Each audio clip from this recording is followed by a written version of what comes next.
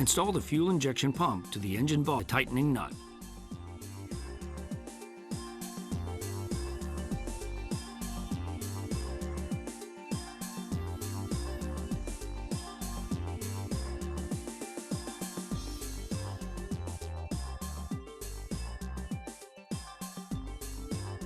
Return each pipe to its original condition.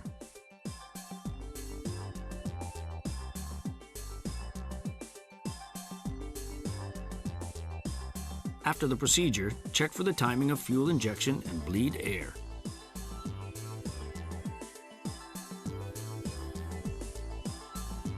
Check of injection timing is as the following procedure.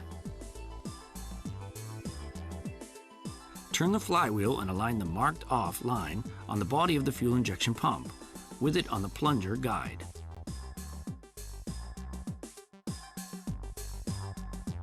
The scale graduation pointed out by the flywheel pointer at the time indicates the fuel injection timing.